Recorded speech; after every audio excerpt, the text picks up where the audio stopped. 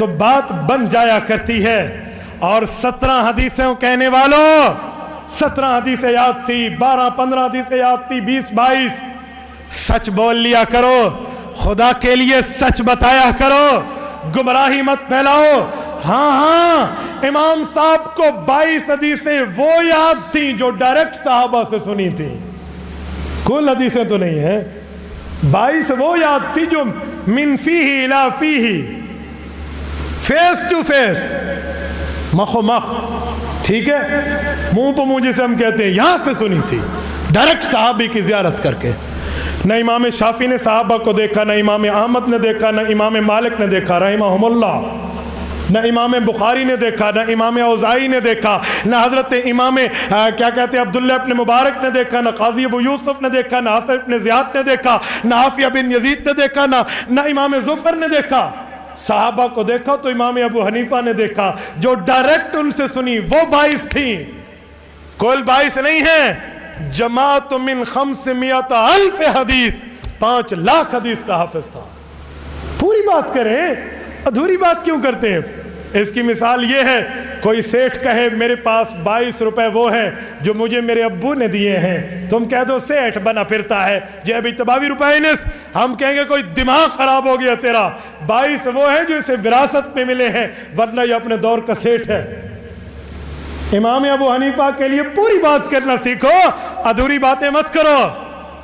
اور ایک بات میں آپ کی خدمت میں مزید عرض کروں، کہتے امام صاحب بعض اوقات حدیث کم بیان کرتے تھے۔ میں نے کہا جی پھر جی کیوں بیان کم کرتے تھے؟ میں نے کہا ذرا صبر، امام صاحب سے تھوڑا پیچھے جاتے ہیں۔ امت کا بہترین طبقہ صحابہ کا ہے، صحابہ میں بہترین شخص کون ہے؟ ذرا بلند آواز سے نام پکاریے، مجھے پتہ چلے نا آپ بھی ماشاءاللہ بیٹھے ہیں۔ کیا نام ہے؟ سیدنا ابو بکر صدیق رضی اللہ۔ میں نے کہا ذرا ڈھونڈو ابو بکر صدیق نے کتنی حدیثیں قال رسول اللہ کہہ کر بیان کی تھی؟ جی 142۔ میں نے کہا کیوں، ابو بکر صدیق کو اور حدیثیں نہیں آتی تھی؟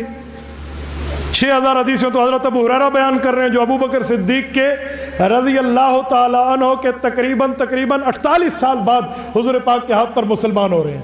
ابو بکر صدیق کے نصف صدی کے بعد آنے والا حضرت ابو ہریرہ اتنی حدیثیں سنا رہا ہے۔